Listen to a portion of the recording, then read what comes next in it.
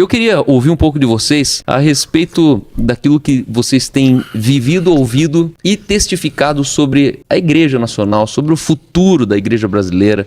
Eu vou me expressar de uma forma assim, conceitual, certo? Então, numa perspectiva assim, conceitual, Deus nunca começa pelo quê? Ele começa pelo onde, quem. Então Deus vai sempre perguntar onde, quem. Por isso que quando ele encontra com o Caim, ele fala, onde está o seu quem? Deus não pergunta o que é que ele fez com o irmão dele. Ele pergunta onde ele colocou o irmão dele. E aí ele está perguntando onde ele colocou o irmão dele no coração, tipo assim, né? Então quando o homem peca, Deus não pergunta imediatamente para ele o quê? Ele pergunta onde, quem, e só então ele pergunta o quê? Então eu preciso entender que Deus, quem irá por nós? Eis-me aqui. Quem irá, está definindo onde. Eis-me aqui, está definindo quem. Deus chama Abraão e diz o quê? Sai desse seu onde, desse seu quem, e vai para o meu onde e para o meu quem. E nunca falou para Abraão diretamente o que ele ia fazer. O quê? Então, se eu quiser discutir a igreja, eu tenho que olhar para a igreja brasileira no seu onde, no seu quem. E hoje eu percebo que a igreja brasileira é uma igreja órfã. Ela é como uma criança órfã, entende? Porque ela está sendo... E o que é uma criança órfã? É uma criança ensinada a pensar como escravo. Caramba. E não existe orfandade de mãe. Só existe orfandade de pai. Então eu tenho uma figura de viúva e órfãos. Uma igreja viúva parindo filhos órfãos. Porque o que é a tirania egípcia, a tirania babilônica, a tirania de Herodes faz? Ela vai lá e mata os filhos homens, para continuar tendo filhos de mães viúvas órfãs. E aí eu vou buscar para a gente entender o que é o meu sentimento. Eu acho que se Deus estivesse aqui hoje, ele ia conversar com a igreja brasileira como ele conversou com Jeremias, nos dias de Jeremias. Ele vai chegar e falar assim, por que vocês colocaram uma rainha nos céus? Então, a divindade da igreja brasileira hoje ainda é feminina. E isso se explica historicamente. Porque quando a igreja cruzou o limite do contexto hebraico, que era Jerusalém, Judéia e Samaria, ela entrou em Éfeso. Então, em Éfeso nós temos a porta. Então, quando Jesus define os confins da terra começaram em Éfeso e termina no Brasil. Então, isso é uma realidade de Diana. A espiritualidade dos confins da terra, ela é uma espiritualidade de uma divindade feminina, que não tem corpo, tem peito. Ela não é definida nas suas relações quem. Ela é definida nas suas oportunidades que. Então é uma igreja focada no quê? Uma igreja que quer peito e vagina, para ela parir e ser mantida. Então ela tem um idealismo feminino. Uau. E o idealismo feminino infantiliza qualquer processo porque foca no serviço à criança enquanto Então Deus vai conversar. Aí Deus vai conversar e falar, por que vocês colocaram a rainha nos céus? Quem é a rainha nos céus? É Diana. Onde foi que Maria foi colocada como corredentor? Onde foi que Maria subiu como rainha dos céus? Na única vez que o concílio de Roma reuniu fora de Roma. E onde foi isso? Em Éfeso. Por que Éfeso? Diana. Porque é lá que Maria foi enterrada e lá a divindade. Então lá foi o encontro de Maria com Diana. Morreu Maria, reencarnou Diana. Então aí nós vamos pegar Maria e dar legalidade a Diana, que é a conversa de Deus com Jeremias. Num contexto rainha dos céus, como é que funciona a dinâmica litúrgica e devocional da igreja? Deus vem conversar e fala, como é que vocês funcionam aí?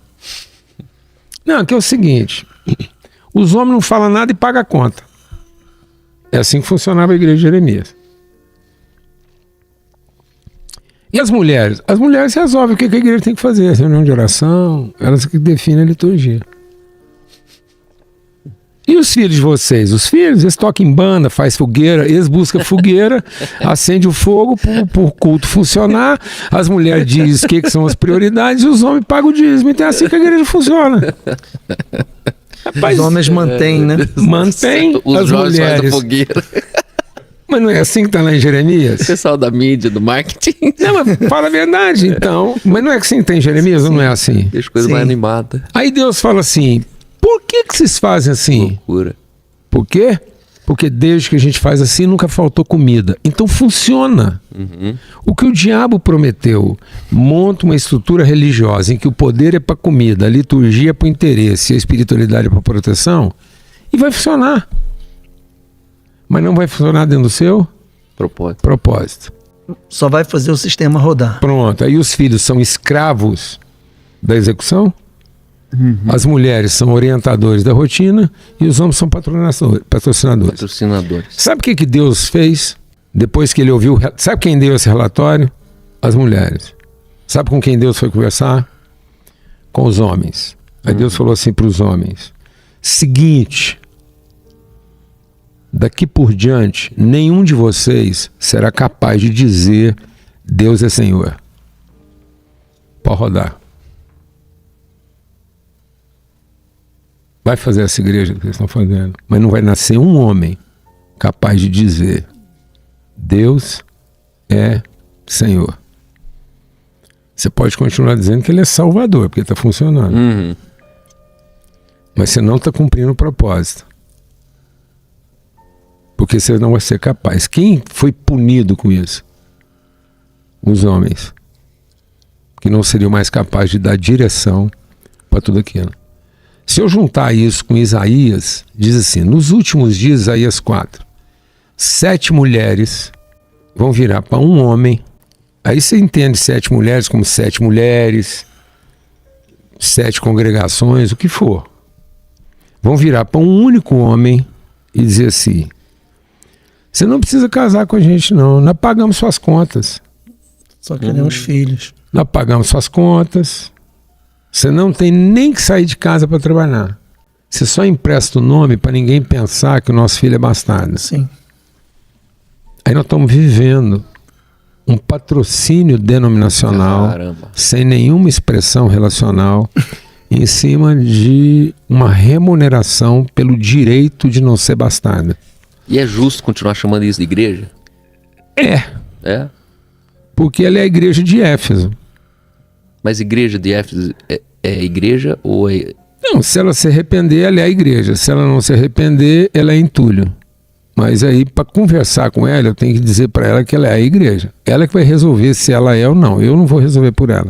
Porque se a igreja... Então eu tenho que conversar com ela como se ela fosse. Como se ela fosse. Mas ela que vai provar. Pronto, ela que vai resolver. Então Deus escreveu para a igreja de Éfeso. Sim. E falou assim: agora vocês que digam se vocês são Ou não. ou não. Eu não vou dizer, porque eu não vim para fazer juízo, eu vim fazer justiça. Então eu venho cá e apresento os critérios da justiça. Porque Deus vai fazer juízo em cima do juízo de mérito que o outro fez diante da justiça. Você começou dizendo que a igreja nacional ela sofre de orfandade, né? E a orfandade eu começaria dizendo que é pelos próprios líderes, né? Homens dessa igreja, né? São ex alguma coisa, a maioria, 73% são ex-drogados, cresceram só com a mãe. Eles foram alvos do próprio evangelho que levantou eles, transformou e agora eles se sentem importantíssimos sendo um pastor, né? Mas olha que interessante, a religião nunca vai deixar a gente se relacionar com Deus como pai. Seria então eles a indústria da religião reforçando religião no nosso país? Porque se eles são órfãos, eles não conseguem reproduzir Deus como pai, mas eles reproduzem Deus como Deus que é da religião. Isso. Porque a impressão que dá é que a religião só cresce no Brasil, né? A religião, não a igreja. Mas na história, isso estava previsto. A gente não pode olhar isso com desapontamento, nem com surpresa. A gente tem que olhar isso com responsabilidade. Entender que esse é o nosso trabalho. Porque a gente já está achando que o trabalho é outro. Não, essa é a nossa responsabilidade, porque isso foi avisado. Nos últimos dias, o homem não vai ficar ímpio, o homem vai ficar iníquo. Uau. A impiedade, o homem ficaria mal. Não, iniquidade, ele começar a adquirir o direito, porque ele está ficando bom. Então, no fim dos dias, nós não vamos ter o problema do errado, nós vamos poder ter o problema do direito pelo certo. Então o cara vai fazer a coisa certa para ter o direito. Então isso é iniquidade, por isso o amor vai se esfriar. Uau. Uau. Então o amor está esfriando porque nós estamos ficando cada dia mais aptos a fazer a coisa certa para ter o direito e não porque assumiu a responsabilidade. Então isso é uma mentalidade babilônica de direito.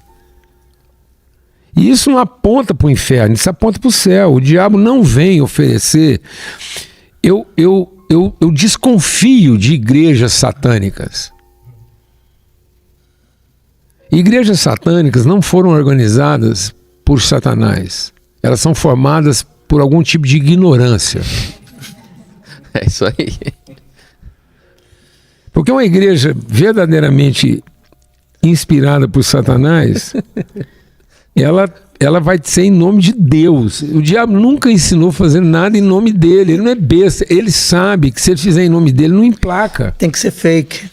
E a liturgia seria um pouquinho mais inteligente, não? Pronto. Então ele tem que fazer uma igreja em nome de quem? Babilônia foi feita em nome de quem?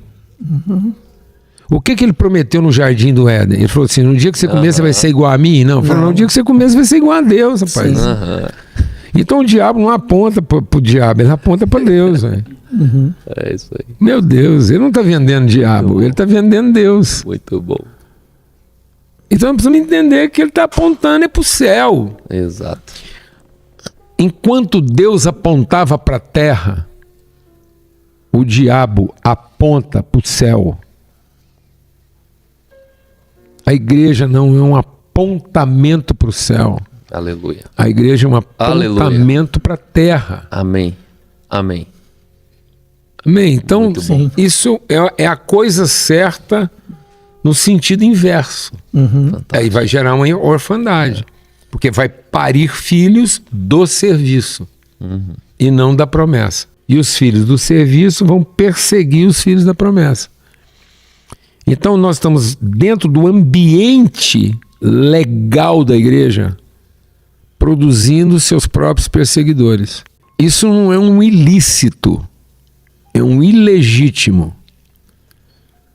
Porque era da licitude de Abraão engravidar Agar. Sim. Mas não era legítimo no seu propósito. Então nós não estamos cometendo um ilícito, nós estamos praticando um ilegítimo. Que atenua, mas não justifica. Pronto. Amém. O Brasil é campeão de roupa, certo? Que eles chamam de falsificada. Fala, essa calça é falsificada, é falsa. Esse relógio é falso. O que é um relógio falso? É um brinco. O que é uma calça falsa? É uma saia. Se chamar uma saia de calça, ela é falsa. Não, uma calça, ela não é falsa sendo calça. Ela é ilegítima porque ela mente quanto à sua origem e não quanto ao fato de ser calça. Então ela não é falsa. Ela é ilegítima porque ela está mentindo quanto à sua origem e não quanto à sua função de ser calça. A igreja estaria fazendo isso hoje? Ela sofre isso. A nossa nação inteira está sofrendo isso. Ela está vivendo um ilegítimo. Porque ela já foi declarada livre. Então um escravo que continua vivendo como escravo, ele não está cometendo um ilícito. Ele está exercendo uma atividade ilegítima. Porque ele está pecando contra a sua originalidade de ser filho, pensando ainda como escravo. Então o evangelho não é para um escravo começar a pensar como príncipe, é para um príncipe parar de pensar como escravo. Amém. Amém. Muito bom. Porque não tem nada errado com o que ele está fazendo, só que é ilegítimo o propósito que ele está dando ao seu trabalho. Mas não é um ilícito. Amém. Eu posso dizer uma coisa assim, sem estender, assim, eu não quero ficar falando Não, demais. deve, vai. O problema de Deus com Davi não foi ele pegar a mulher do Urias, porque ele estava no direito. Deus tinha avisado. Deus avisou para todo mundo em Israel: o dia que você tiver um rei, ele tem direito de pegar sua mulher, sua filha e não falar nada. Amém, irmãos? Então até ali, se o Urias voltasse na guerra e o Davi falasse assim: Urias, seguinte, Prestei tua bicicleta. o Urias tinha que ajoelhar, beijar o pé do Davi e falar assim: que honra minha mulher Se deitou com ter ele. servido o rei. Porque Deus tinha avisado. Amém. Então não havia um ilícito, mas houve um ilegítimo, porque ela ficou grávida. Isso Deus não tinha falado que podia. Ele não podia ter negado a paternidade. Ele tinha que ter assumido a responsabilidade. Então, enquanto Davi estava no exercício do direito, era uma coisa. Mas no exercício do direito, ele assumiu uma responsabilidade que ele quis negar. Aí ele quis devolver a responsabilidade para Urias. Então Davi matou Urias não foi porque pegou a mulher dele. Porque não quis assumir. Porque não quis assumir a responsabilidade paterna. Por isso que na hora da genealogia de Jesus, Deus vai honrar quem? Na hora de falar do filho de Davi. E Davi gerou daquela que foi a mulher de Urias, Salomão. Rapaz, que volta que Deus deu para trazer Urias na paternidade de Salomão. Por isso que Davi chorou amargamente quando o filho morreu. Porque ele percebeu o dano de um homem que no exercício do seu direito não quis assumir a sua responsabilidade. Então nós não podemos continuar sendo a igreja que se beneficia do direito de ser igreja. E toda hora que a igreja vai discutir o posicionamento dela no Brasil, ela está discutindo o seu direito de fazer culto. Então nós temos lá, o governo vai proibir a igreja, esse aqui dá direito, esse aqui não dá direito. Que conversa, que a igreja está conversando sobre direito? Ela tinha que assumir a responsabilidade. Responsabilidade não é o governo que vai dar para nós. E nem tirar. Né? Nem tirar, rapaz. Não pode. Assunto encerrado. E nós estamos discutindo direito de prédio, direito de endereço, direito de equipamento. Vai ver o que foram as igrejas construídas na Europa em cima do direito. Direito de isenção de imposto. Então, algumas coisas que nós estamos fazendo no Brasil, nós estamos atrás da Europa. A gente tinha que olhar para a Europa e não pensar que nós somos uma igreja à frente.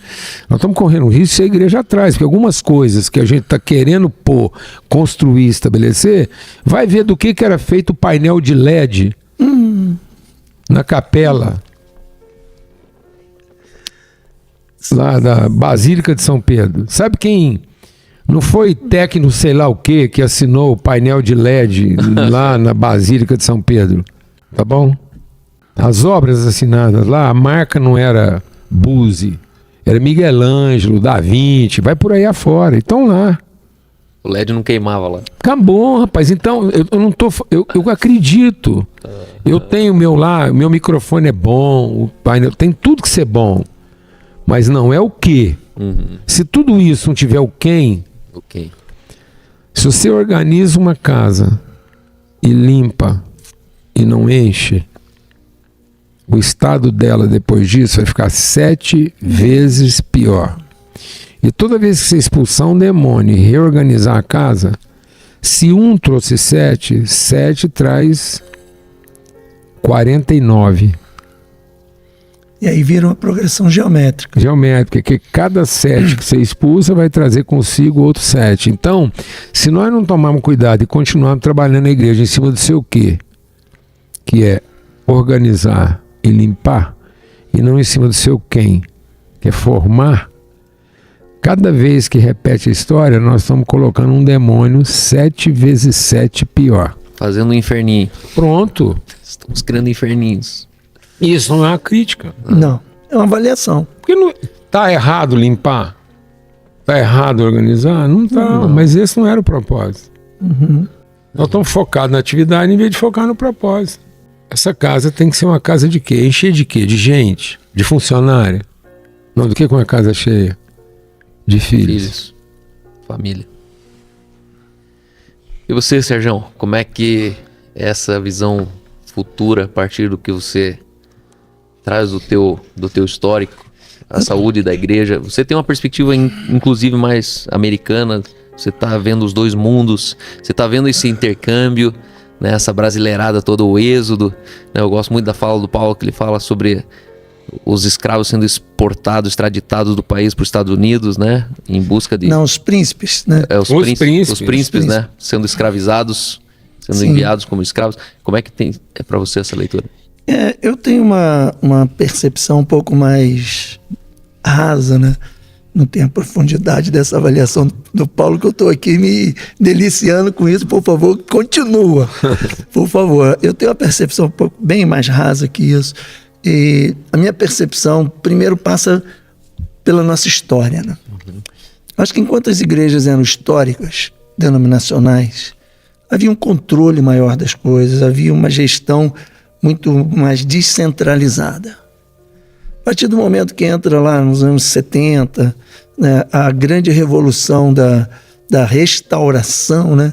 Então, vamos restaurar a igreja, nesse mover da restauração, o que acontece, o primeiro passo da restauração é vamos sair dentro desse sistema porque esse sistema não está legal. Então nós temos que restaurar a adoração, nós temos que restaurar o ministério profético, nós temos que restaurar o ministério apostólico. E aí vem com esse conceito, e muitos grandes homens de Deus, teólogos, assim, e homens, e profetas, e pastores maravilhosos, gente que a gente tem que honrar e respeitar, começaram a soltar essa semente lá nos anos 70, e a partir daí a gente vê uma explosão de igreja para tudo quanto é lado, e justificando o Espírito Santo, né? Jogando nas costas do Espírito Santo. Irmão, não, por que você está começando essa igreja? Foi o Espírito Santo me chamou, me chamou, e estou aqui começando a minha igreja. E nesse sistema que ele chama de igreja, que é o clube dele local, ele estabelece as regras, ele define o que vai fazer, o que não vai fazer, segundo o seu próprio entendimento, que na maioria das vezes era frágil teologicamente, raso teologicamente, e sem confronto, sem ninguém conferir, né, sem conferência. E a partir do momento que essa coisa se expandiu com essa, aspas, liberdade do Espírito, a gente viu, eu na minha percepção, a gente viu ela se distanciando cada vez mais da essência, do propósito, do porquê. E hoje, quando eu olho para a Igreja de Jesus, eu não sei, eu continuo, sabe, Paulo, assim, pensando que está na hora da gente voltar para a essência. E a essência da Igreja de Jesus é Jesus. E quando a gente pensa em Jesus, enquanto a gente estiver pensando em Jesus, Filho do Homem, enquanto a gente tiver uma visão de Jesus, Filho do Homem, operando debaixo da velha aliança, a gente ainda vai encontrar até mesmo nos atos de Jesus algumas coisas que justifiquem algumas coisas esquisitas que a gente vê hoje no meio da igreja. Quando a gente começa a perceber o Jesus pós-cruz, e como foi dito maravilhosamente aqui hoje, falando de que Jesus morre na cruz, sobe para o Pai, envia o Espírito Santo, implanta sua nova aliança na terra. E qual a grande diferença dessa história? A grande diferença é o que o Paulo falou. A igreja é o céu apontando para a terra. Então, a partir daí, o céu resolveu intervir na terra. Intervir na terra para corrigir um processo que os homens não conseguiram corrigir. Qual é o processo? O homem pecou, está destituído de glória de Deus, não vai conseguir andar segundo os princípios que estavam estabelecidos pela velha aliança, então alguma coisa tem que acontecer. Jesus vem, morre na cruz, volta, envia o Espírito Santo, pum, nasce a igreja. E eu acredito que hoje o que a gente está vivendo, seja aqui, seja na América, seja na Austrália, seja onde for, quando a gente avalia a igreja, não quero, é claro que tem as comparações de diferenças de momentos, né? Deus está agindo de uma maneira aqui, outra maneira lá.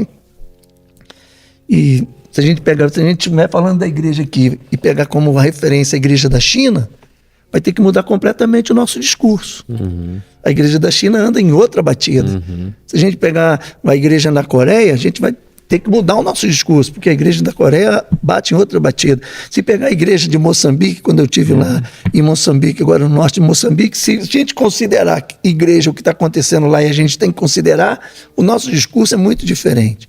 Então, mas num contexto geral, eu, Sérgio Ponce, acredito que o nosso problema é que a gente continua reproduzindo o modelo de igreja de Moisés, modelo de tabernáculo.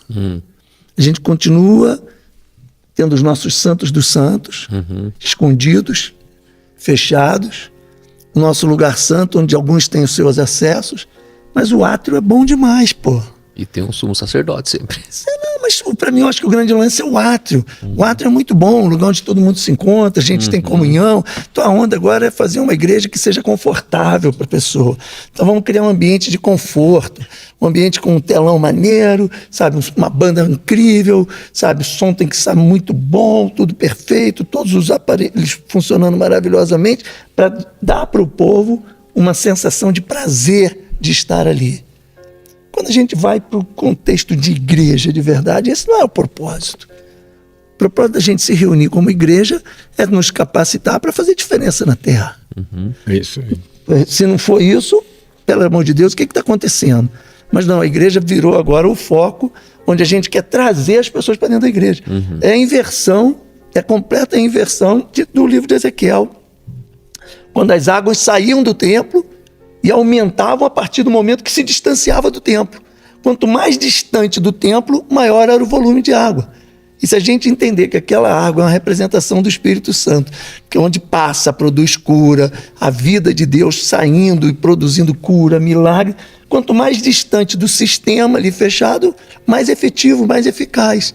Mas parece que a gente está no processo contrário. A gente faz de tudo para trazer o povo para dentro da igreja e manter eles aqui. E daí a gente enche o templo e lá fora tá. E o pau tá quebrando, não é problema nosso. Aí você fala, não é problema nosso. Isso aí. Mas aqui tá cheio de. Tá uma piscina aqui dentro. E aí a gente começa a perceber que a nossa volta. É como a gente estava falando ali dentro agora. Lá em São Gonçalo, no Rio, a gente tem a maior quantidade de igrejas por metro quadrado. São Gonçalo é uma cidade violenta, suja. Agora está melhor, que apareceu um prefeito, está fazendo um serviço melhor. Mas na maioria dos bairros é um lugar perigoso para você andar. Numa rua que tem 20 igrejas, você não pode andar porque vai ser assaltado. Olha, que absurdo, que igreja é essa? O que essa igreja está fazendo nessa sociedade? O que essa igreja está mudando na maneira como as pessoas vivem, na maneira como as pessoas se relacionam umas com as outras? A igreja está vivendo na maneira como está recebendo a informação via púlpito. Quer dizer, um evangelho que tem o homem como centro, onde a referência é o homem, é todo o céu, todas as regiões celestiais trabalhando para que eu seja feliz, esteja bem. Paulo falou uma coisa aqui hoje que eu achei fantástica, quando você falou a respeito, quando você vai visitar um enfermo. Fala isso aí, Paulo, eu quero te ouvir falando, fala que todo mundo tem que te ouvir. Quando ele vai no hospital visitar um crente enfermo, vai. Quando eu vou visitar um incrédulo, eu vou lá para ele ser curado, né? Agora, quando eu vou lá visitar um cristão, eu vou lá para ajudar ele a cumprir o propósito, porque o que um cristão vai fazer dentro do hospital? Será que Deus não sabia, né? Então assim, aí eu levo o óleo, levo uma cadernetinha com a caneta e falo, eu trouxe o óleo aqui, é as ferramentas que você precisa para cumprir o propósito quando você está aqui no hospital. Porque lá fora nós estamos lá com saúde, trabalhando, trânsito, visitando gente, não está nem dando tempo de orar direito, não. Você está aqui com tempo, pertinho de Deus, falando com Deus todo dia, 24 horas, está vendo Ele quase face a face. Então vim aqui para você poder orar por nós, porque a oração sua está bem melhor do que a nossa. Sobrando tempo. Olha Pronto. isso. E te vi, trouxe óleo para você primeiro me ungir, para eu poder ir embora. E depois você ficar com óleo suficiente aqui para... Passando pelas alas aí. Pronto, porque agora você representa um povo. O seu povo está aqui, você vai lá e... Exato. Deus te deu uma congregação aqui, enfermeiro, médico, essas enfermeiras aqui, eu vou te explicar para você. Elas aqui é a folga delas. Elas estão trabalhando com você na folga. Porque o trabalho delas mesmo é que depois que ela cuida de você, que tem dinheiro, tem comida, ela tem que voltar para casa, ela gasta 5 horas, 3 para vir e 3 para voltar. Lá, ela tem um cunhado dela desempregado morando, uma sogra doida, ela tem às vezes um filho com enfermidade, um marido que bebe e de vez em quando bate nela, e ela ainda tem que cuidar de você. Você já pensou a vida dessa mulher na hora que ela volta para casa? Você já pensou a vida da enfermeira quando ela volta para casa? Você já parou para pensar como é que é a vida da menina que te atende no caixa do supermercado? Que aquele ali é a folga dela, que é a bronca dela mesmo, é a hora que ela volta para casa. Então, rapaz, Deus te trouxe aqui para trazer luz para esse povo, rapaz. Eu achei fantástica essa colocação. Para devolver a esperança para eles. Eu achei absurdamente fantástico, porque quando você fala que esse aqui é o seu povo, você identifica a circunstância que esse crente está vivendo com o propósito. Pronto, porque agora ele encontrou o onde dele, o quem dele, acabou, rapaz. Então eu vou dar lá agora condições de quê? No seu onde pro seu quem, acabou. Ele tem o quem dele, ele é o quem daquele povo, Deus colocou ele agora no onde dele. Então eu não vou orar para ele sair de lá até que ele tenha cumprido o quê? O propósito. E quem vai saber disso é Deus, porque a hora que ele cumprir o propósito, Deus mesmo tira ele de lá.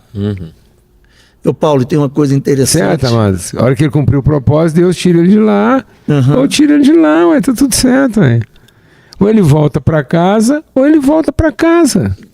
Casa diferente. Alguma casa ele vai. Mas sabe o que eu achei interessante? Porque de manhã você não estava aqui, e a ministração pela manhã, o irmão, assim, de uma maneira assim, muito também intensa, maravilhosa, cheio de Deus, ele, com muita paixão, ele liberou uma palavra chamando a atenção do povo que estava aqui para identidade, quem nós somos em Cristo. E anulando esse conceito muito pregado no nosso meio gospel de um mover de Deus no futuro. Vai vir um avivamento, vai acontecer, sempre jogando lá na frente, lá na frente, lá na frente. Nós seremos, vai vir, vai ver. E ele, de uma maneira muito intensa, ele falou a respeito, olha, nós somos. O eterno não tem futuro nem presente, nem passado. Nem passado. Nós somos e nós estamos já. E Ele vive em nós. Cristo em nós é a esperança da glória. Agora, aqui. Então, quando você chegou e trouxe essa palavra que você trouxe pra gente hoje, que fantástico, tá gravado? Tá gravado. E vai poder liberar? Pode, né? Ou não? Como é que funciona isso? Só por lidera. Depende. Tá bom. Ele vai liberar pelo menos uns recortes. Os recortes ele libera. Mas quando você chega e traz essa palavra de propósito, tem um porquê. Tudo que a gente está vivendo tem um porquê, tem um propósito. Para quem? Para quem? A identificação da tribo, né? Exato. Mesmo que essa tribo seja sazonal. É um momento que você está passando ali, essa é a sua tribo, esse é o seu. E é ali que você tem que agir. E aí vem a palavra da manhã, quando, olha, você já está capacitado, você já está habilitado para cumprir o propósito. Porque uma coisa também, a igreja fala muito de propósito, e está sempre aquela coisa. Então, como que eu vou cumprir meu propósito? O que eu preciso para cumprir meu propósito? Sempre jogando na esperança e na expectativa que vai acontecer. Você vai receber uma unção especial, vai receber alguma coisa que vai... O anjo vai descer aqui nesse poço de Betesda e vai sacudir a água. Então, achei fantástico quando conectou essas duas palavras de hoje de uma maneira muito incrível, coisa que o Espírito Santo faz, mostrando, estamos preparados para fazer a diferença. Essa é a igreja que precisa acontecer. De certo modo, Sérgio, nós estamos esperando um advento Pentecoste, e não o movimento Pentecoste que começou em Atos. Em Atos começou o movimento Pentecoste. Sim. E o movimento Pentecoste, ele tem como propósito a reconciliação. Então, o movimento Pentecoste é para a comunhão dos irmãos. Então vamos exemplificar isso nos agentes pentecostes do movimento. Quando Jesus começa o ministério dele, ele começa por Pedro, ele vai lá e chama o Pedro. O que o Pedro está fazendo? Ele está lançando as redes. Então ele está numa atividade de lançar as redes. Aí ele opera uma pesca. Aquela pesca primeira do agente Pedro, lançador de redes, eram tantos peixes que as redes se rompiam. Jesus caminha na praia. Então vamos pensar a caminhada de Jesus como uma figura pedagógica de escatologia, ou seja, ele está fazendo uma trajetória tempo-espaço. Então uma coisa que começa é uma coisa que termina. Quem é o cara que ele vai encontrar na caminhada dele na praia? É João com seu pai e seus irmãos consertando a rede. Então ele pega um cara e começa com um lançador de rede. Mas agora na caminhada tempo e espaço ele vai pegar um cara que na relação da família conserta redes. A grande pesca foi a primeira, depois Jesus termina, num certo sentido escatológico, ele encontra os discípulos de novo para fazer uma última pesca, só que agora ele já está ressurreto. Nessa última pesca ele encontra Pedro e João no mesmo barco. Sim. A hora que ele é identificado como Jesus, Pedro pula no mar. Mar, morte, separação, Pedro sai de cena. Quem é o protagonista do processo lá na última pesca? É João. E a Bíblia diz que na última pesca, apesar de serem muitos peixes, as redes não se rompem. Então, nós começamos com uma rede que se rompe. Pode romper. Mas nós temos que terminar com uma rede que não se rompe. Aleluia. Porque nós começamos com um cara bom de lançar rede, mas nós temos que terminar com um cara que conserta as redes na relação da família. Um relacionamento. Então, quem teve a visão das primeiras coisas? Pedro. Quem é o último apóstolo vivo até depois de Paulo? João. Então, quem viu as últimas coisas? João. E João é um consertador de rede. Ele não é só lançador de rede. Então, nós precisamos aprender que no processo, ele saiu a semear, chorando. Mas ele volta com alegria, atando. Então, nós precisamos entender que nós temos... A colheita é um evento de 2 momentos. Nós temos que saber lançar, separar, repartir, mas também nós temos que saber ligar. Jesus diz, eu dei 2 coisas, a palavra, mas na proclamação da palavra você vai gerar conflito, perseguição. Mas eu dei também a glória. Então o que é a glória que ele tinha com o Pai? É a relação. Pai, glorifica o teu filho como a glória que nós tivemos no começo. Então a glória... era antes. Não é o poder da proclamação, é a glória da relação. Então o poder da proclamação tem que apontar para a glória da relação. Então eu tenho que ter a expertise de quem proclama, mas isso tem que apontar para a glória da relação. E Jesus diz, então eu dei a glória para que vocês sejam um a fim de que o mundo creia. Então sem essa glória da relação, nós vamos ser só proclamação, nós não vamos trazer redenção para a humanidade, a não ser na qualidade da relação. Essa última conversa está lá. Aí Pedro fala assim, Jesus fala assim, ó Pedro, você me ama? Ele fala, o Senhor eu amo. Fala, então cuida do seu irmão. Pedro, você me ama? O Senhor eu amo. Fala, então cuida do seu irmão, porque Jesus já tinha avisado para ele. Pedro, o diabo pediu para peneirar você, mas eu orei para que a sua fé não desfaleça. Quando você se converter, cuida do seu irmão. Pedro não está escutando. Ele está ouvindo, mas não está escutando. Amém? Aí Jesus fala assim, Pedro, vou falar uma coisa para você. Quando você era mais novo, você fazia o que você queria. Vai chegar a hora. Mas vai chegar um tempo escatológico, tempo, espaço. Então, se nós estamos falando de futuro, é o tempo, espaço da igreja para ela cumprir o propósito. Lá no seu tempo e espaço, que começou Pedro proclamando redes que se rompem, vai chegar um tempo que alguém mais novo que você vai segurar sua mão e vai forçar você uma relação que vai matar você. Então lá no fim, na sua velhice, eu e esses 2 caras aqui estamos sendo mortos para essa relação. Vocês aguentam uma conversa dessa até 3 da manhã, mas nós estamos aqui animados. Sabe por que nós estamos animados nessa conversa? Porque nós estamos interiormente forçados a entregar o que a gente tem para entregar nessa relação. Vocês estão nos forçando isso, porque é assim que nós estamos conhecendo a glória. O poder nós conhecemos. Mas agora nós estamos conhecendo a glória de saber que nós estamos vendo os nossos filhos e os filhos dos nossos filhos. Aí nós podemos morrer em paz. Amém? Então Jesus falou, é assim que você vai me glorificar, Pedro. Aí Pedro falou assim, e esse que vem depois de mim? De novo uma pergunta o quê? Escatológica. Vem depois. Quem era esse vem depois? É João. De novo, João está sempre vindo depois do Pedro. Aí Jesus diz assim, Pedro, se eu quiser que ele esteja vivo quando eu vier... Aí o povo começou a achar que era o João que ia estar vivo. Não, não era o João que ia estar vivo. É o ministério de João que vai permanecer, esperar a volta de Jesus no ministério que começou com Pedro. Relacional, né? Pronto, então o ministério do desempenho começou, mas é o ministério da relação que vai receber. Amém. O ministério da proclamação tirou do Egito, mas é o ministério da relação que colocou na terra prometida. Amém. Foi pela mão de um único homem que todo mundo saiu do Egito, mas foi pelos pés de um representante de cada tribo pisando junto a mesma água que colocou na terra prometida. Amém. Relacionamento. Pronto. Falando sobre a glória da relação, vocês são dos anos 90 ali, e acho que pensando há 30 anos atrás, né, vocês estavam num outro momento da vida de vocês. Geração de Ed René, Ariovaldo, Caio Fábio, foi uma geração que tinha toda a potência e a impressão que Deus ele fez coisas extraordinárias.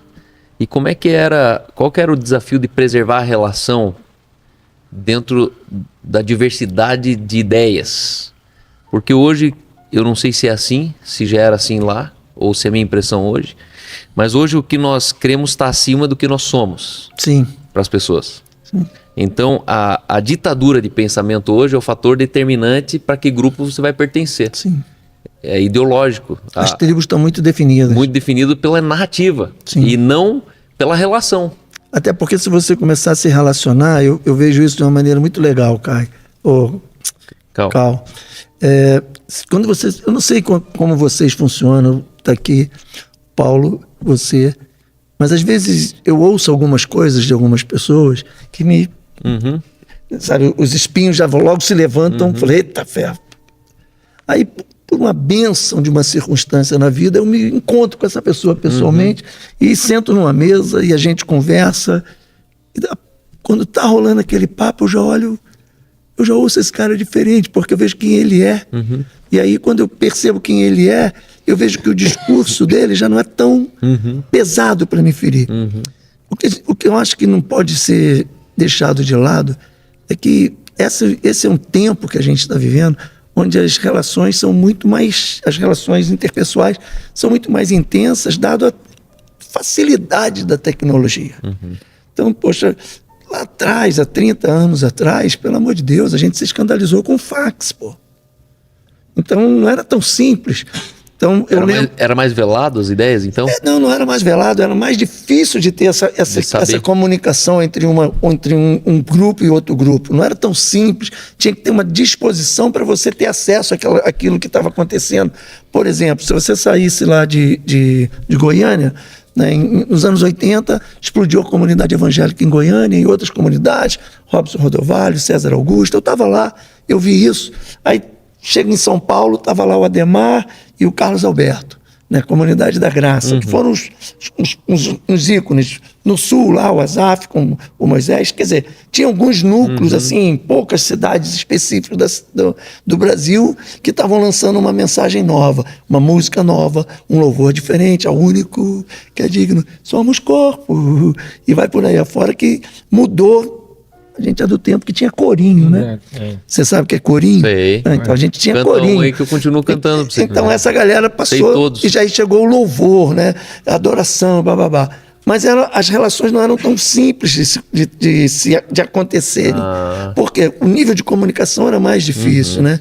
Tinha o Caio Fábio, que era um ícone da comunicador, que, como o Paulo estava falando, já estava com antena parabólica quando ninguém nem sabia o que era antena parabólica. Fazia transmissão ao vivo. Fazia live. Fazia live com parabólica. Que ano, Paulo, isso? 94? Não, antes. 86, 87, 85. Caio Fábio tá fazendo live, brother. Coisa que a gente começou a fazer há pouco tempo. Mas não é live gravada, não. Era live ao mesmo. Vivo. Escola de comunhão espalhada em vários lugares no Brasil, online. Online, bicho. Então, tipo, era diferente. Era muito diferente a questão da comunicação. E, fato era tudo novo.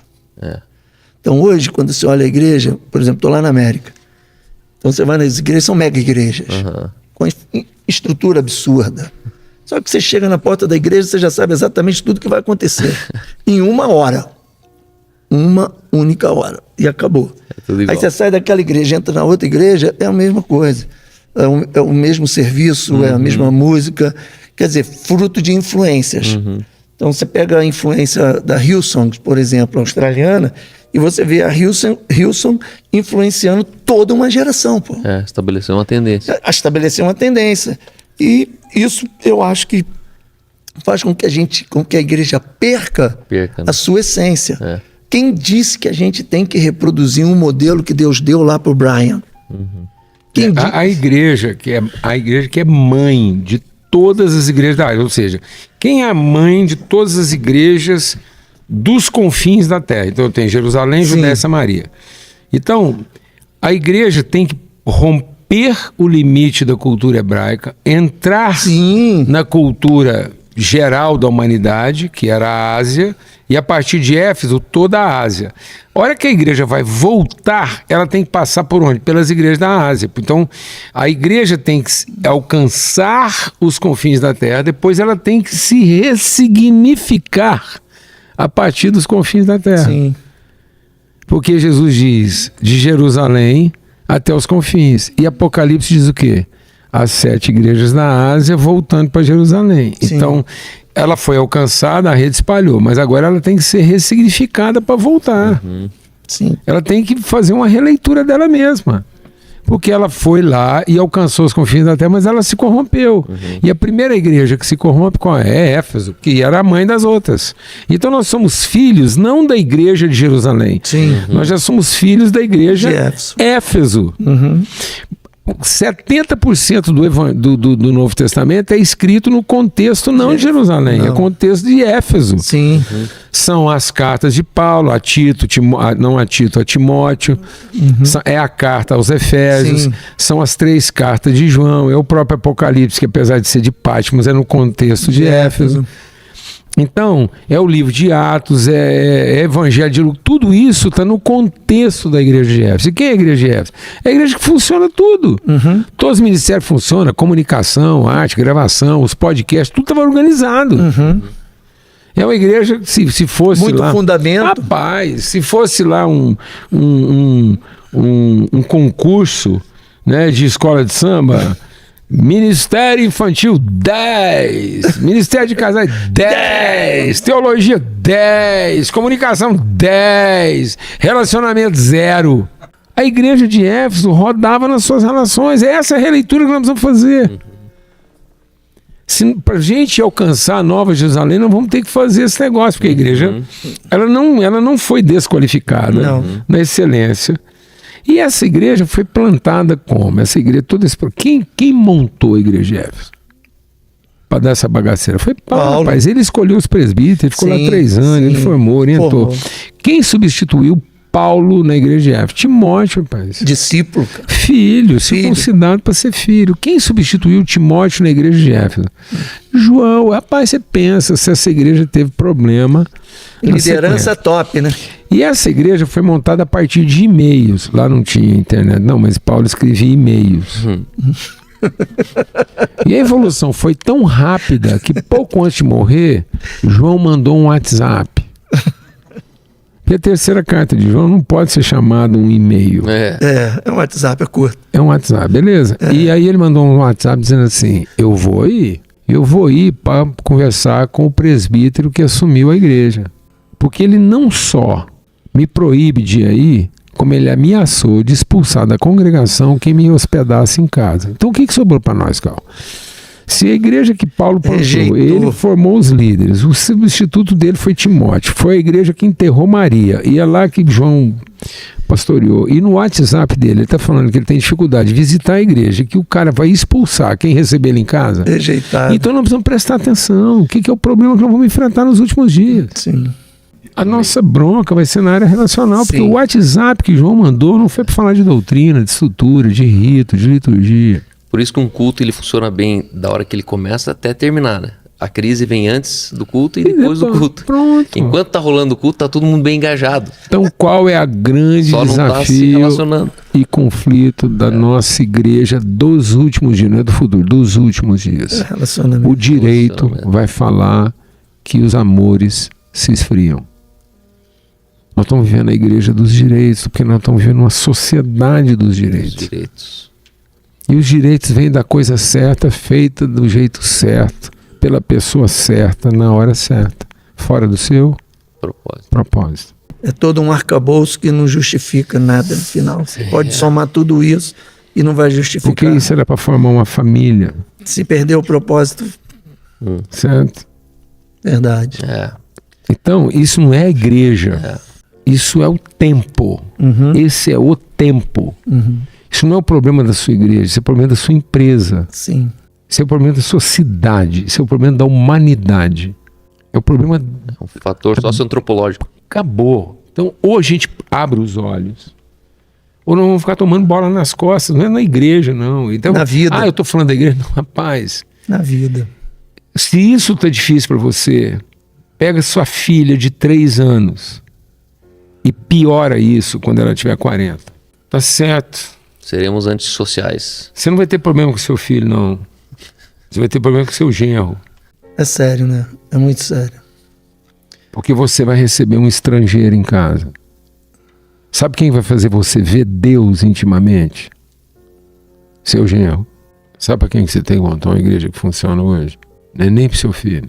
Pro seu neto. Pros seus genros. Pro genro. Porque eles vão te entregar um neto que é mistura de outra tribo, raça e nação. E vai ter uma hora que você vai olhar para o seu genro, vai achar que ele é seu inimigo. Entendeu ou não? Entendi. Então é melhor ser pastor dos Porque genros. você vai olhar nele e não vai ver nele beleza que te agrade. Porque não parece com você? Nem pode.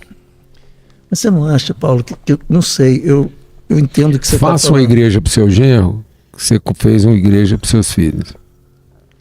Você está entendendo a figura que eu estou usando? Porque o grande mistério de Deus é a filha mulher dele.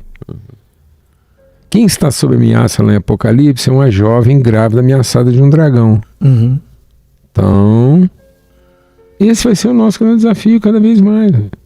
Mas você não acha que isso passa por uma paternidade sadia? Isso, que é a paternidade do quê? Da adoção. Então ele não tem que criar bem a filha dele, ele tem que estar pronto para ser o pai por adoção do genro dele. E o princípio dessa criação é criar o próprio ambiente favorável a isso? Isso, a Sim. cultura. Criar um ecossistema com uma cultura. Uma cultura de adoção. Por isso que eu não recebi espírito de serviço para não ficar com medo. Eu recebi espírito de quê?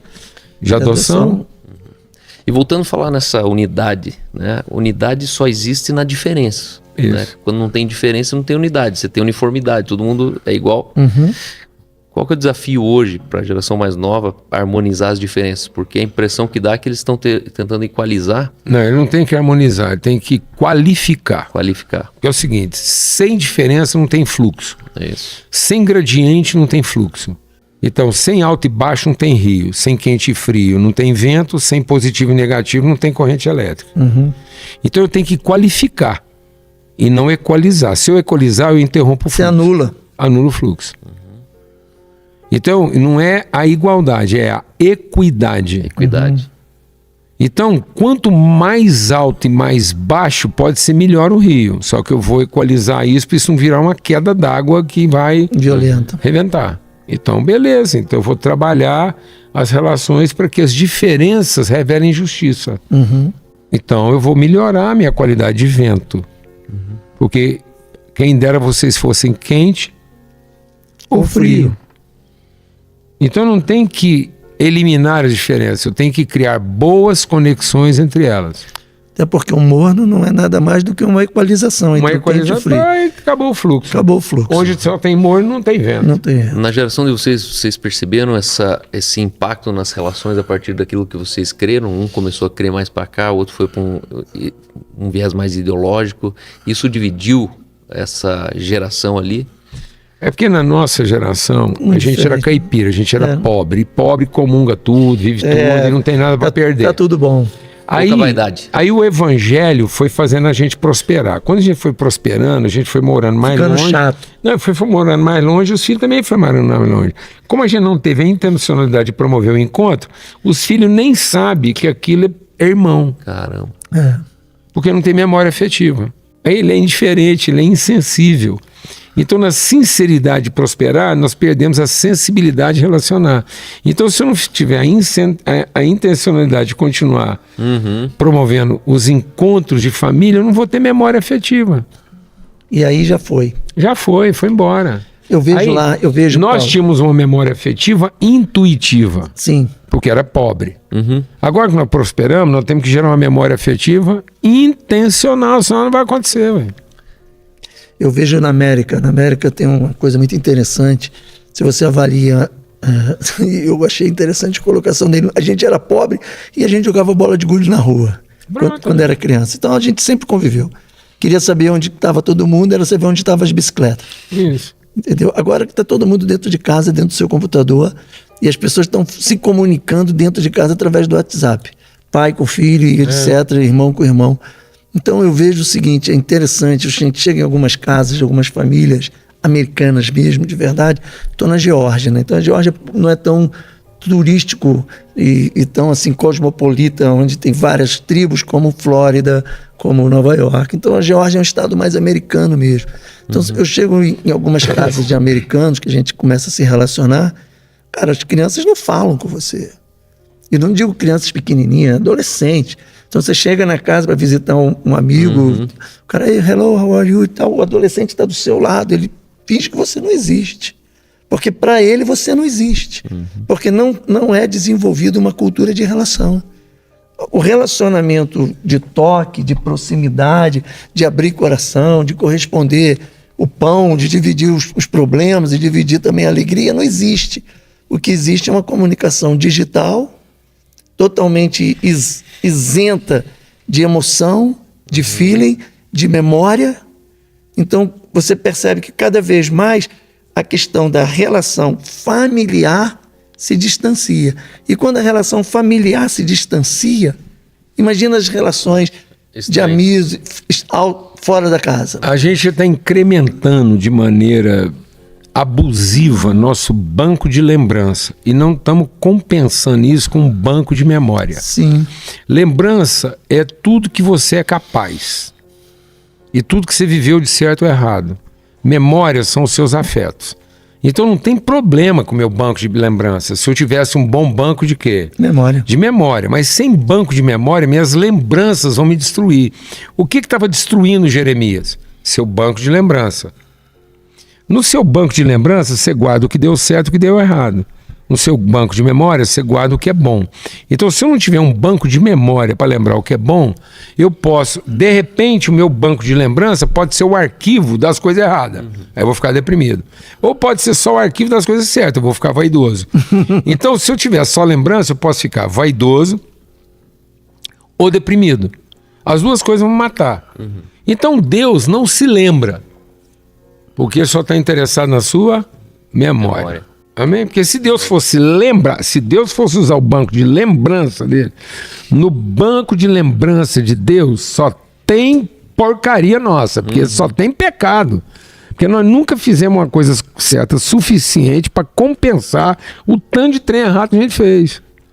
Então aí ele não vai usar o banco de memória dele, de lembrança dele, vai usar o banco só de memória. Então se você não construir banco de memória, lá na frente, o banco de lembrança que você produziu na faculdade, no ministério, vai lá, que tanto de coisa lá que acumulou da sua sapiência, vai matar, rapaz, vai sufocar todo mundo se não tiver uma única memória. Então não está errado as lembranças.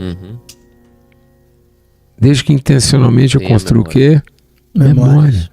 Que é a riqueza da vida. Pronto. Pelo menos um dia que vocês nadaram junto, repartiram uma broa, viajaram. Um dia. Coloque na memória, porque senão ele não vai lembrar que é seu irmão. Sim. E isso vai fazer a total diferença na hora séria. É o que faz a gente Deixa eu contar uma coisa aqui que o Sérgio, eu quero ouvir o Sérgio para testificar isso ou não. Presta atenção. O que está acontecendo na igreja brasileira, para a gente entender a igreja brasileira, lá no ambiente que ela está na América, explica o que aconteceu na história da igreja, certo? O que acontece? Você prospera, você enfia os seus filhos num outro ambiente sociocultural. Mas se você não transformar isso numa cultura relacional, ele está, mas não é. Aí ele frequenta aquele ambiente, mas ele não pertence. Porque ele ainda pertence a outro. Ele não vai lá e faz o cruzamento cultural, certo? Ele tem dinheiro para frequentar, mas ele não tem cultura para pertencer, certo ou não? Sim. E isso aconteceu com o evangelho lá atrás. Então, quando a igreja começou a investir demais a prosperidade dela em culto, ela começou a criar uma crise relacional sociocultural. Porque agora ela tinha que ficar livre de algumas coisas que traziam uma lembrança do que ela era. Eu vou explicar isso melhor. Então, ele vai lá, o cara está lá, e você está fazendo uma igreja aqui que corresponde a você. Mas aí a sua prosperidade coloca o seu filho num outro ambiente sociocultural. Aí a hora que ele está lá no ambiente sociocultural dele, ele fala outra língua, ele fala a língua daquele povo. E ele vem para a igreja que fala uma língua que aquele povo não fala. Então, se ele ficar frequentando aqui... Deu crise cultural. Pronto. A hora que ele ficar frequentando aqui, a hora que ele vai lá para aquele ambiente dele lá, ele fala a língua deles com sotaque. Porque aquilo faz sentido para você aqui. Então o estrangeiro era só o cara que chegou lá na América. O filho dele não é. E o filho dele não quer falar com sotaque, porque senão todo mundo fica sabendo que ele não é. E quem faz ele falar com sotaque? O culto que ele frequenta, porque aquilo só tem a ver com a história do pai dele. É um gueto. É um gueto. É um gueto. E nós não estamos percebendo que nós estamos produzindo esse mesmo gueto aqui. Por Porque aí você frequenta aqui, você prospera, mete o seu filho lá num outro contexto, mas a hora que ele vem frequentar a igreja, ele fala uma língua que não é a língua que os amigos dele lá falam. Ele só consegue trazer pra cá um amigo dele que deu muito errado e tá desesperado, mas aí esse cara ia pra qualquer lugar também. Que já não liga pra aquilo. Rapaz. Mas se ele pegar um cara que é mais ou menos sadio, ele não vai fazer... O que o cara vai fazer aqui? Downgrade. Mas aqui é gueto. Aí ele disfarça, ele tem que fazer um esforço lascado. Daqui a pouco ele não quer frequentar aqui, porque aqui faz ele falar com um sotaque lá. Alguém está entendendo o que eu estou falando aqui? Isso aconteceu lá na América. Então, sim. A igreja foi construindo, ela conseguiu sobreviver. Só que agora ela não consegue trazer seus filhos. E fica uma confusão. E a gente percebe lá, tipo, tem, como eu falei com ele, tem a Goianeta em Atlanta, né, que é a Marieta, que é uma cidade, mas só tem goiano. É impressionante a quantidade de goiano que tem lá, a gente chama de Goianeta.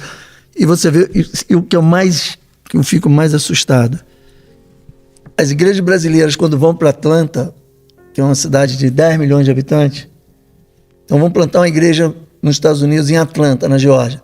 Aonde que eles vão plantar?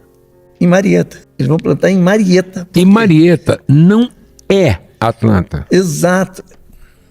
A cultura é outra, o trânsito é outro. Mas não é. O trânsito é outro, a cultura é outra. Então, isso que acaba produzindo um choque de identidade. Eu acho que esse é o problema. Isso, quando acontecia lá, você ainda entende. Só que isso agora está começando a acontecer aqui. Entendi.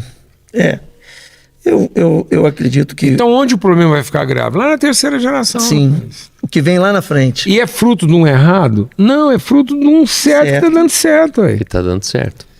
E está dando certo. No lugar errado. Indo para o final, passamos de 1 hora já. Obrigado pela disposição. Caramba. De não economizar palavras. E se vocês pudessem voltar 40 anos atrás, o que vocês fariam diferente daquilo que vocês fizeram na vida? Alguma coisa assim que você faria, isso faria diferente? Eu não posso falar isso porque é o seguinte, já passou de 1 hora, né? Se eu começar a soltar a minha lista do que eu faria diferente, a gente vai ficar aqui muito... Fala as 2 coisas mais importantes que faria diferente. Isso eu faria totalmente diferente. Mas assim, sem filtro, tá? Você está falando com relação à igreja? Tudo. Igreja, esposa, filho, morar em outro país. Bom, aquela sabedoria dos cabelos brancos, assim, 40 anos atrás eu teria feito Sérgio, isso aqui, ó. Se eu pudesse voltar 40 anos atrás, eu diria para o Sérgio o seguinte: não desista. Não desista em hipótese alguma. Eu diria para ele, olha, não importa a reação, não importa como que as pessoas à sua volta vão se comportar, eu diria, não desista. Eu tinha um sonho, pessoalmente eu tinha um sonho de trazer o evangelho para dentro das comunidades carentes e transformar aquelas favelas, que eu falo comunidade, mas é transformar a favela a partir da pregação do evangelho do reino. Tem centenas de igrejas dentro das favelas. Pelo amor de Deus, não sou eu que vou julgar. Mas o evangelho que está sendo pregado não muda a vida de ninguém. As meninas continuam se prostituindo, os pais continuam sendo pais de uma multidão de filhos, né? E as mulheres estão na igreja. Só para você entender, eu tive uma vez pregando numa Assembleia de Deus dentro de uma das favelas lá que a gente trabalhava. E quando eu fui pregar, o pastor olhou para mim, e eu tenho tatuagem. Eu vi que por onde eu andava, a pessoa ficava olhando assim para minha tatuagem. E era uma coluna de mulheres e outra coluna de homens. E aí eu fiquei olhando aquilo, falei, não estão prestando nem atenção no que eu estou falando. Então parei tudo. Aí fui mostrando assim, essa minha tatuagem no dedo aqui, que eu estava de camisa de manga comprida, então eles nem viram as outras, só via da minha aliança que eu tinha feito. Aí eu fui mostrando assim para todo mundo, ó. Aí o pessoal assim, falei, sabe o que é isso aqui? Isso é minha aliança de casamento, porque a aliança de metal eu já perdi umas 3. Então eu resolvi fazer uma na pele, para ficar aqui mesmo. Aí o pessoal ficou olhando assim, falei, te escandaliza, me perdoe. Mas essa aqui eu não posso tirar, não. Você tira a sua, eu não tiro a minha. Então essa aqui é uma coisa que está aqui para sempre. E o pessoal ficou me olhando arregalado, e eu falei para elas, onde estão seus filhos? Aonde estão seus filhos que não estão aqui na igreja? Seu filho está na boca. E tinha um monte de mães que quando a gente saiu da igreja, os meninos estavam na boca. Literalmente na boca de fumo, vendendo droga. esse povo não é alcançado por aquela igreja. Então eu tinha um sonho, falei, eu tenho que pregar esse evangelho, tenho que montar um instituto bíblico para trazer esses pastores que estão aqui dentro e ensinar eles a respeito do evangelho do reino. Mas eu desisti. Isso é uma coisa que eu não desistiria hoje. Não deveria ter desistido. Não deveria. Porque desisti, porque ficou difícil demais. Daqui a pouco eu estava me sentindo aquela tartaruga carregando um peso que estava me deixando as pernas deformadas. Isso é uma coisa que com certeza eu não teria feito. E outra coisa que talvez eu não tivesse feito eu teria estudado mais. Eu teria gasto mais tempo estudando a respeito do reino. Talvez feito um seminário bom, igual o Paulo fez. Quem sabe eu poderia estar perto do que esse cara aí, entendeu? Falando um pouco mais, com tanta convicção como ele fala das coisas. Eu gostaria de ter me dedicado mais. Eu digo isso para a rapaziada que está ouvindo a gente. Não perde seu tempo. Você tem um chamado, você tem uma paixão, você quer conhecer o reino. Não pode ser só inspiração, tem que ser transpiração. Tem que ter muita transpiração. Se prepara para você ir além. Troca o snorkel pelo cilindro. Troca o snorkel pelo cilindro e vai além. É o que eu faria. O resto, eu casaria com a mesma mulher. Esse é um sucesso, você sabe disso, né? O resto eu faria tudo certo. Na verdade, ele se esforçou para conseguir 2, daí ele não tinha, ele inventou aqui agora, mas... Não, é papo do carro, papo dele. Mas eu sou um homem muito feliz.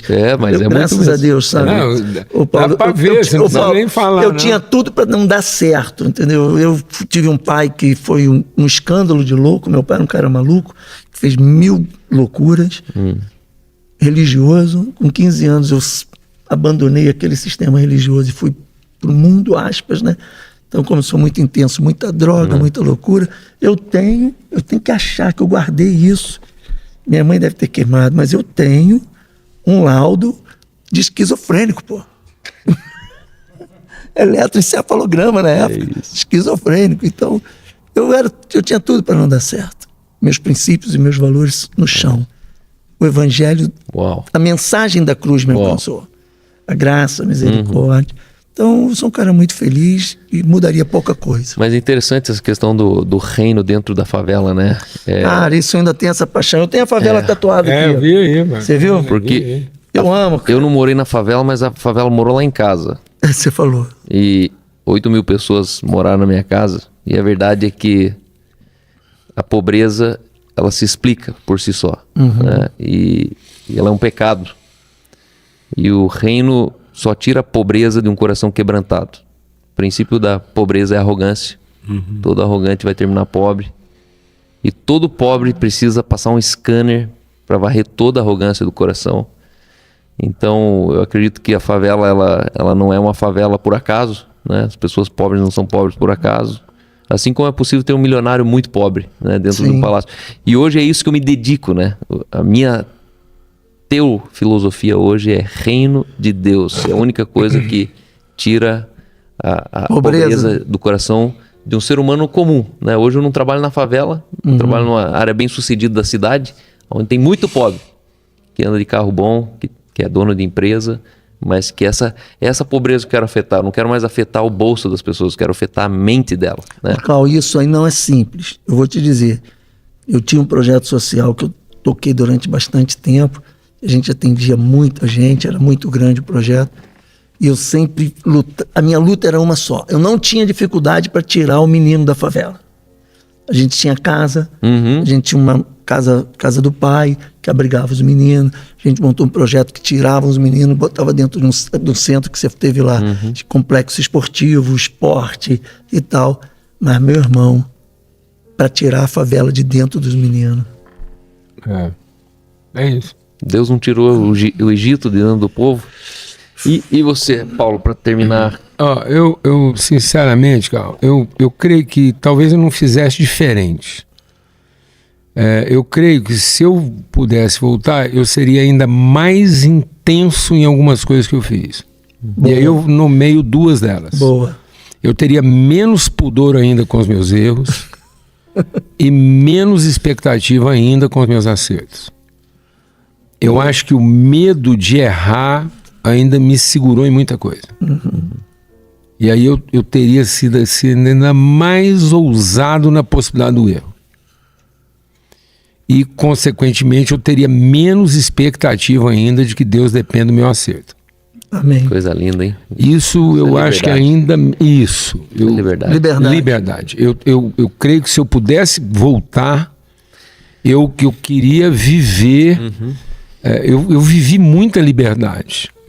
O Evangelho realmente me libertou aos 15 anos. Mas hoje, com a liberdade que eu desfruto, se me der chance de voltar 30 anos, aí É a liberdade da fobia social, né? pronto. E da minha própria autocrítica. Não é sobre Deus, né? Rapaz, a pior expectativa que você vive não é a dos outros. É a sua. Sobre É a você mesmo. sua própria em relação a Deus, as pessoas e a você mesmo.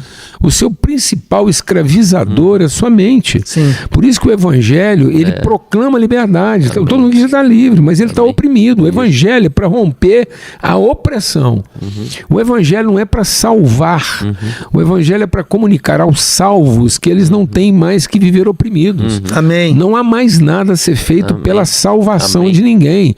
Se você está achando que você está fazendo alguma coisa pela salvação isso do aí. seu filho, esse espírito é anticristo, porque está dizendo que o sacrifício de Cristo não foi suficiente. Foi dom Uau. de Deus. Acabou, rapaz. O que Cristo fez na cruz, ele é libertador de todo ser humano que existe. Agora nós temos que ser mais rápido na destruição das fortalezas mentais que ainda resistem Amém. a viver essa liberdade. Amém. Glória a Deus, cara. É fantástico isso, porque Amém. isso fala de identidade. Isso. Um cara com identidade, ele não tem nada a perder, nada a provar e Isso. nada a esconder de ninguém. Pronto, rapaz. Isso é aos Eu 20 teria anos. andado pelado mais cedo. Ah, isso aí. Então eu tô no caminho certo.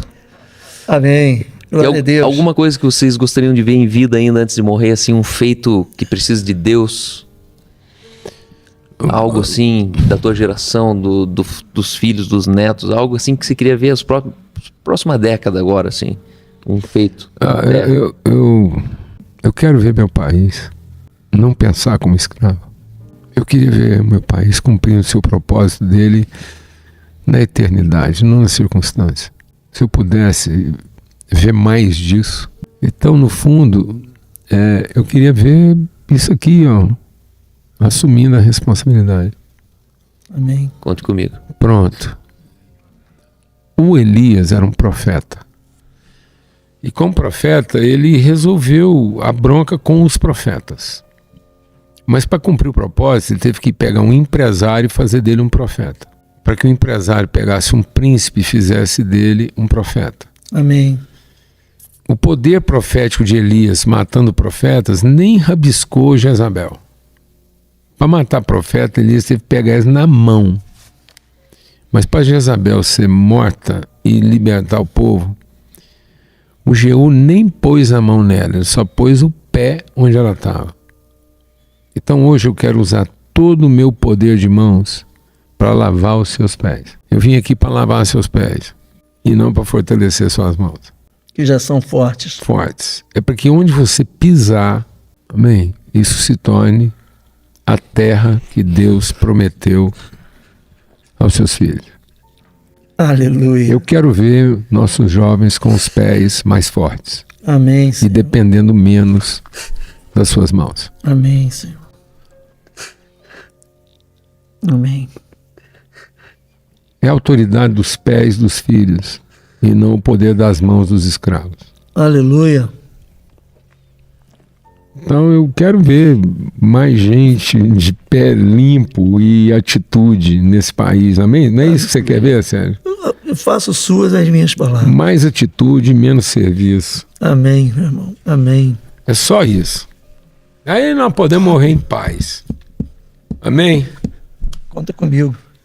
Eu e esse homem aqui estamos aqui para lavar os pés de vocês. Amém. Servir. E aí, para isso, a gente fica pelado, tira a roupa, ajoelha, fica até 5 da manhã aqui. Meu voo é às 6.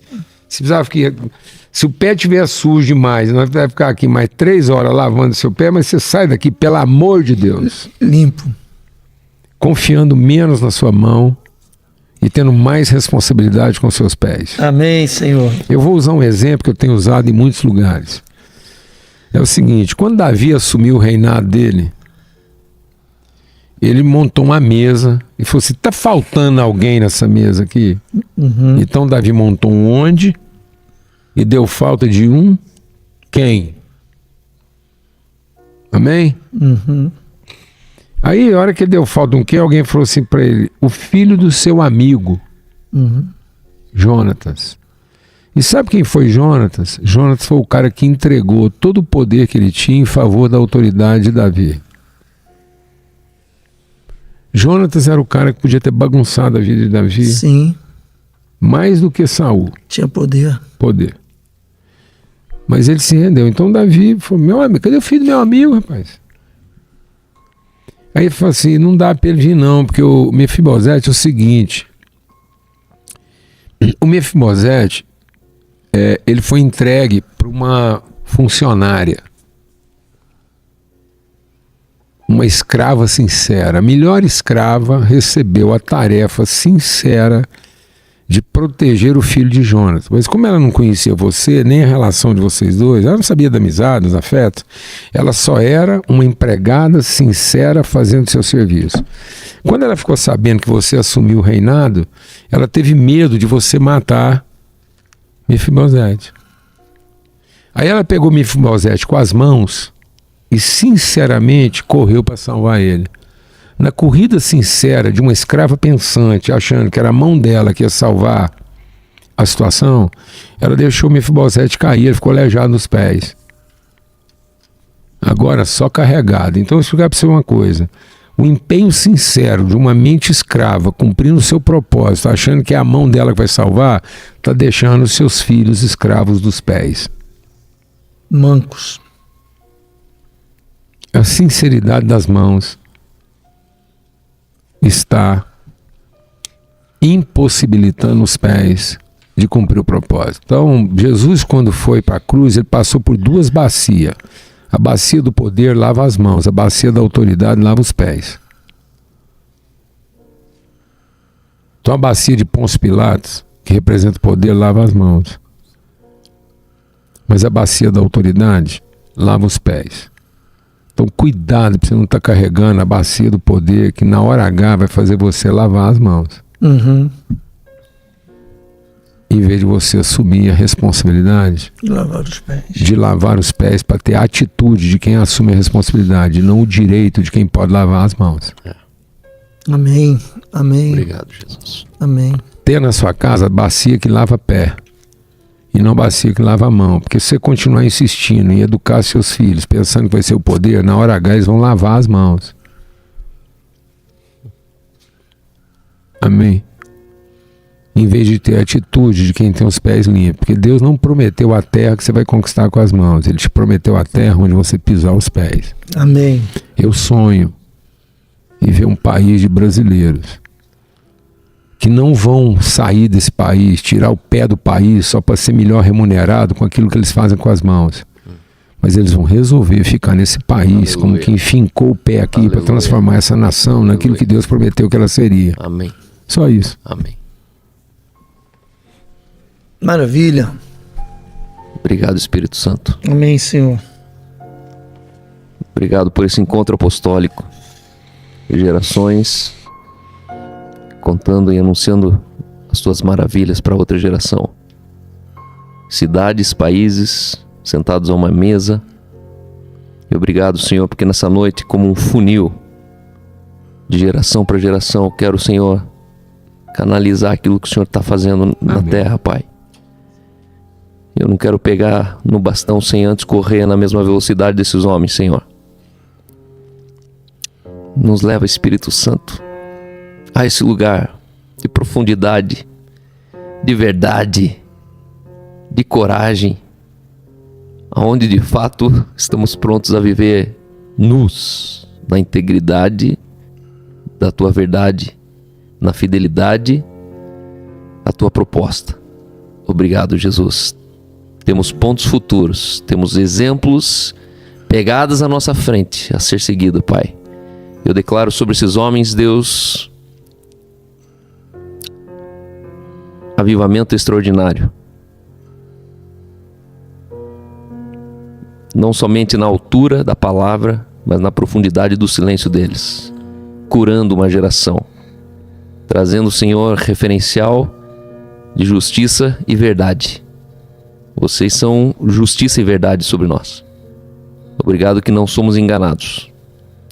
E que não seremos de maneira alguma distraídos daquilo que o Senhor está fazendo nessa época. Em nome de Jesus. Amém. Amém, Senhor. Amém. Amém. Obrigado, viu? Amém. Alegria receber vocês. Sempre bem-vindos em Curitiba, Bíblia na Mesa. Amém. Até logo, pessoal.